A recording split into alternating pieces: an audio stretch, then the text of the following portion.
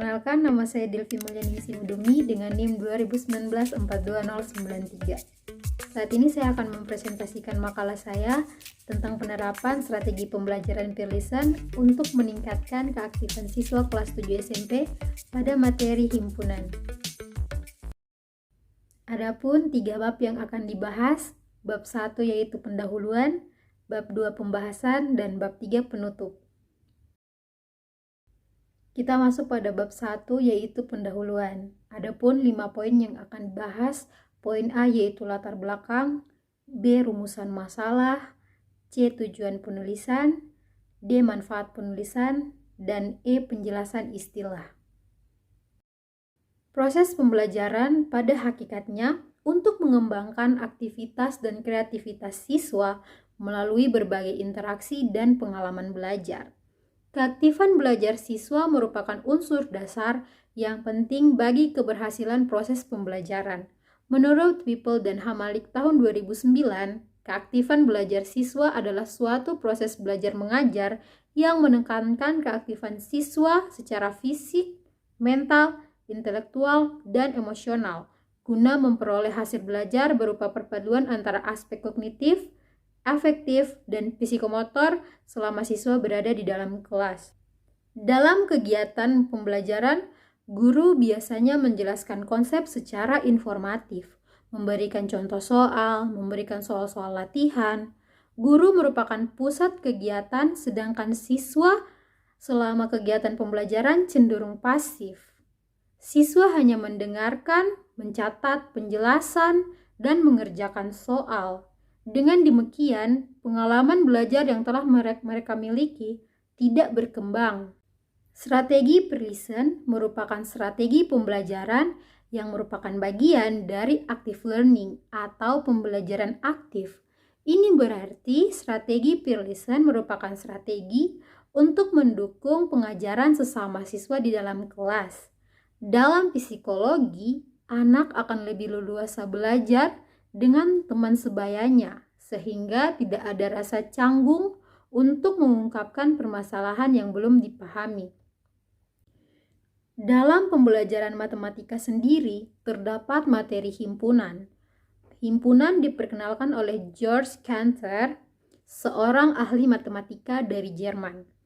Ia menyatakan bahwa himpunan adalah kumpulan atas objek-objek.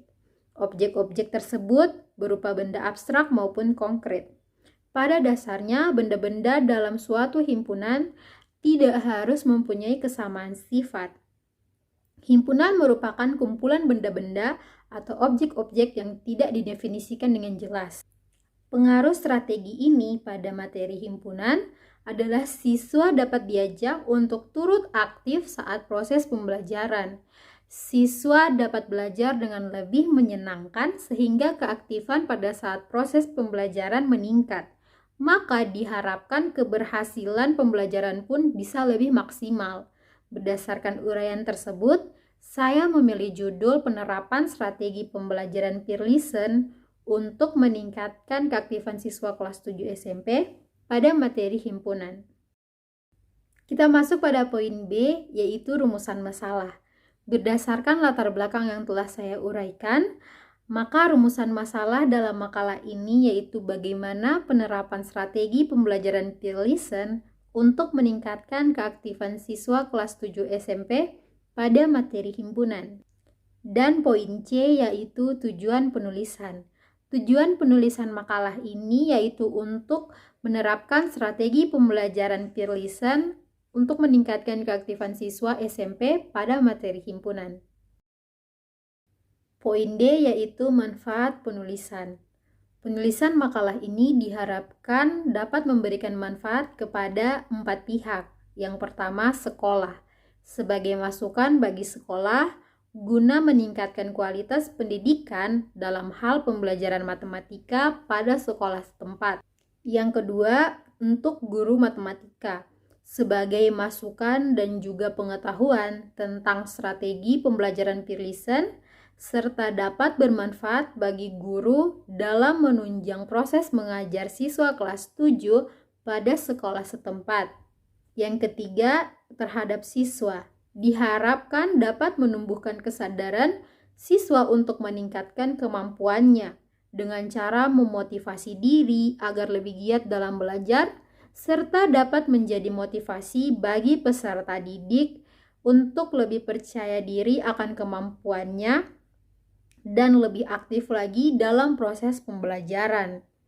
Dan yang terakhir terhadap penulis, diharapkan dapat membawa wawasan, pengetahuan, serta keterampilan penulis terhadap penerapan strategi pembelajaran Pearlison untuk meningkatkan keaktifan siswa kelas 7 SMP pada materi himpunan. Kita masuk pada poin E, yaitu penjelasan istilah. Untuk menghindari salah penafsiran terhadap istilah-istilah yang terdapat pada judul, maka diberikan penjelasan istilah sebagai berikut. Yang pertama yaitu strategi pembelajaran Pearlison. Strategi pembelajaran Pearlison adalah suatu strategi yang mendukung untuk meningkatkan keaktifan siswa dalam pembelajaran dengan menempatkan tanggung jawab mengajar pada siswa sebagai sesama anggota kelas. Maka Pearlison adalah suatu bagian dari pembelajaran aktif. Yang kedua yaitu keaktifan belajar. Keaktifan belajar adalah suatu proses dalam pembelajaran yang melibatkan keaktifan fisik, mental, intelektual, dan emosional yang ditekankan pada siswa guna memperoleh hasil belajar berupa perpaduan aspek kognitif, efektif, dan psikomotorik. Yang ketiga yaitu himpunan. Himpunan terdiri dari berbagai objek. Objek dalam himpunan tersebut dapat berupa benda abstrak maupun konkret, serta objek dalam suatu himpunan tidak harus memiliki kesamaan sifat atau karakter. Kita masuk pada bab 2 yaitu pembahasan. Adapun 4 poin yang akan dibahas pada bab ini. A. Pengertian belajar dan pembelajaran matematika. B. Strategi pembelajaran Pearlison. C. Keaktifan belajar. Dan D. Ruang lingkup materi. Kita masuk pada poin A yaitu pengertian belajar dan pembelajaran. 1. Pengertian belajar. Menurut Xiong, belajar adalah perubahan yang bertahan lama dalam perilaku atau dalam kapasitas berperilaku dengan cara tertentu yang dihasilkan dari praktik atau bentuk-bentuk pengalaman lainnya. Sedangkan menurut Suprijono, belajar merupakan bentuk pengalaman. Pengalaman pada dasarnya adalah hasil dari interaksi antara peserta didik dengan lingkungannya. Menurut Slameto, ciri-ciri perubahan tingkah laku dalam pengertian belajar meliputi perubahan yang terjadi secara teratur. Perubahan dalam belajar bukan bersifat sementara. Perubahan dalam belajar bertujuan atau terarah. Perubahan mencakup seluruh aspek tingkah laku. Demikian dapat disimpulkan, belajar adalah perubahan yang bertahan lama secara keseluruhan sebagai hasil pengalaman. Perubahan dalam belajar mempunyai tujuan dan mencakup seluruh aspek tingkah laku. Kedua, pengertian pembelajaran matematika. Menurut Ratu Manan, matematika dapat dipandang sebagai bahasa, seni, sebagai pengetahuan yang terstruktur dan sistematis, juga ilmu tentang pola dan keteraturan. Sedangkan pembelajaran menurut Hidayatullah adalah suatu usaha yang sengaja melibatkan dan menggunakan pengetahuan profesional yang dimiliki guru untuk mencapai tujuan kurikulum. Menurut Musyeto, mengartikan pembelajaran matematika sebagai sebuah proses pemberian pengalaman belajar kepada peserta didik melalui serangkaian kegiatan yang terencana sehingga peserta didik memperoleh kompetensi tentang bahan matematika yang dipelajari. Maka dapat disimpulkan, pembelajaran matematika merupakan suatu usaha pemberian pengalaman belajar yang melibatkan pengetahuan profesional pendidik untuk mencapai suatu tujuan melalui serangkaian kegiatan terencana sehingga peserta didik dapat memperoleh kompetensi tentang bahan matematika yang dipelajari. Kita masuk pada poin B yaitu strategi pembelajaran Pearlison. Strategi pembelajaran Pearlison adalah sebuah strategi yang mengembangkan peer teaching dalam kelas yang menempatkan seluruh tanggung jawab mengajar pada peserta didik sebagai anggota kelas, menurut Mel Shiberman. Peer listen adalah strategi pembelajaran yang merupakan bagian dari active learning atau pembelajaran aktif. Ini berarti strategi peer listen merupakan strategi untuk mendukung pengajaran sesama siswa di dalam kelas. Dengan strategi peer listen, setiap siswa diajak untuk turut aktif dalam proses pembelajaran, tidak hanya mental tapi juga melibatkan fisik. Dengan demikian, mereka dapat belajar dengan lebih menyenangkan, sehingga keaktifan untuk belajar menjadi meningkat yang akhirnya keberhasilan pembelajaran bisa lebih maksimal. Adapun kelebihan dari strategi pembelajaran peer listen, yang pertama, siswa diajarkan mandiri. Yang kedua, siswa lebih leluasa menyampaikan masalah. Yang ketiga, membuat siswa menjadi lebih aktif. Yang keempat, membantu siswa yang kurang mampu atau kurang cepat untuk menerima pelajaran dari guru.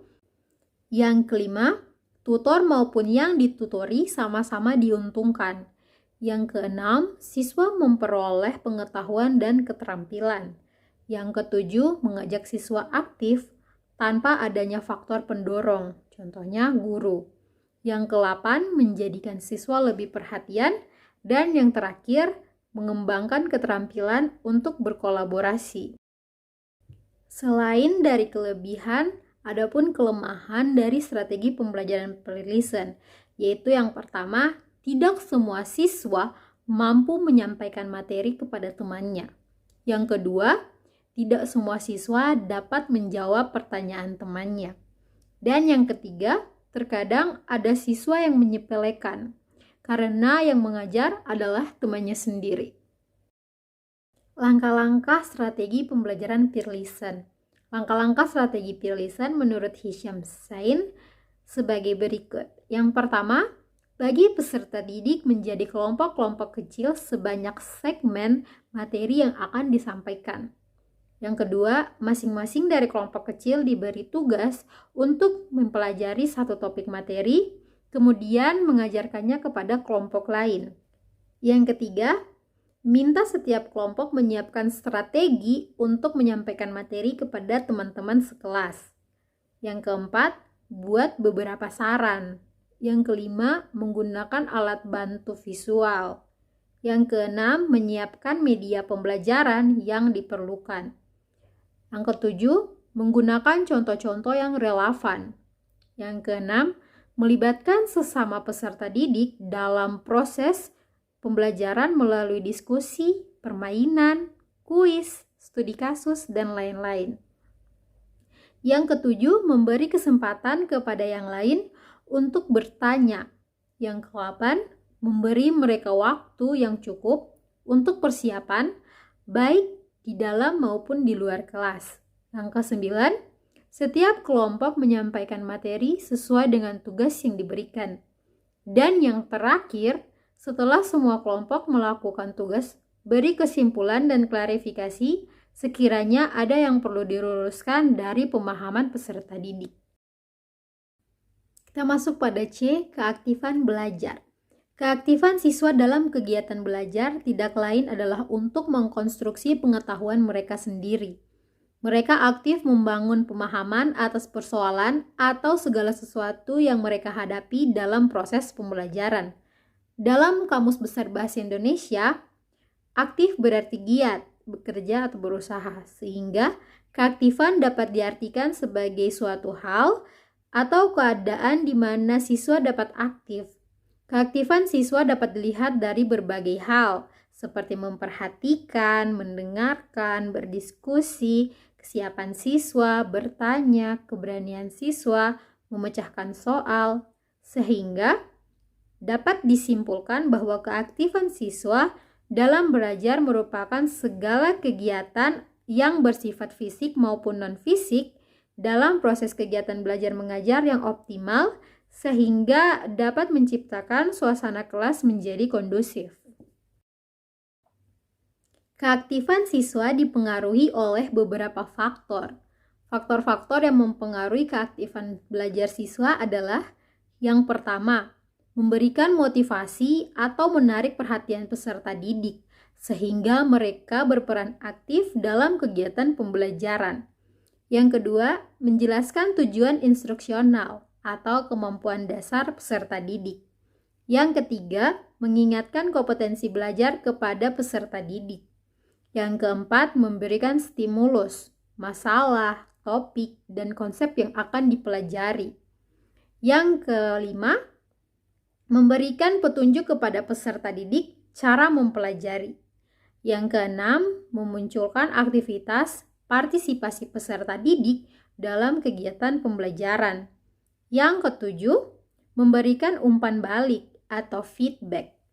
Yang kedelapan, melakukan tagihan-tagihan kepada peserta didik berupa tes sehingga kemampuan peserta didik selalu terpantau dan terukur. Dan yang terakhir yaitu menyimpulkan setiap materi yang disampaikan di akhir pembelajaran. D. Ruang lingkup materi. Materi pada tulisan ini mengikuti kurikulum 2013 dengan uraian pada tabel berikut ini. Kompetensi inti. Kompetensi inti 3 menjelaskan himpunan, himpunan bagian, himpunan semesta, himpunan kosong, komplement himpunan, dan melakukan operasi biner pada himpunan dengan menggunakan masalah konstekstual. Kompetensi inti 4 menyelesaikan masalah konstekstual yang berkaitan dengan himpunan, himpunan bagian, himpunan semesta, himpunan kosong, komplement himpunan, dan melakukan operasi biner pada himpunan. Kompetensi dasar 3.4 menjelaskan himpunan, himpunan bagian, himpunan semesta, himpunan kosong, komplement himpunan, dan melakukan operasi biner pada himpunan dengan menggunakan masalah konstekstual. Indikator pencapaian kompetensi 3.4.1 menemukan masalah sehari-hari dalam bentuk himpunan dan mendata anggotanya. 3.4.2 menemukan keanggotaan suatu himpunan. 3.4.3 menyajikan himpunan dengan menyebutkan anggotanya, sifat yang dimiliki anggotanya, dan notasi pembentukan himpunan. Kompetensi dasar 4.4 menyelesaikan masalah konstekstual yang berkaitan dengan himpunan, himpunan bagian, himpunan semesta, himpunan kosong, komplement himpunan, dan melakukan operasi pada himpunan. Indikator pencapaian kompetensi 4.4.1 memecahkan masalah yang berkaitan dengan penyajian himpunan pada materi pembelajaran himpunan. Kita masuk pada bab 3 yaitu penutup. Adapun poin-poin yang akan dibahas yaitu A. Kesimpulan dan B. Saran. Untuk kesimpulan, strategi pembelajaran peer listen merupakan strategi pembelajaran yang merupakan bagian dari active learning atau pembelajaran aktif. Ini berarti strategi peer listen merupakan strategi untuk mendukung pengajaran sesama siswa di dalam kelas. Dalam psikologi, anak akan lebih leluasa belajar dengan teman sebayanya, sehingga tidak ada rasa canggung untuk mengungkapkan permasalahan yang belum dipahami. Selain itu, strategi ini diharapkan dapat meningkatkan keaktifan siswa dalam pembelajaran melalui pengajaran sesama di dalam kelas, terutama pada materi himpunan siswa kelas 7 SMP. B. Saran. Dalam pembelajaran matematika, khususnya materi himpunan pada siswa SMP kelas 7, maka disarankan kepada guru untuk tidak memberikan sepenuhnya materi secara konvensional, tetapi bagaimana mampu memacu siswa agar dapat lebih aktif. Sekian dari presentasi makalah saya. Jika ada salah, saya mohon maaf. Terima kasih.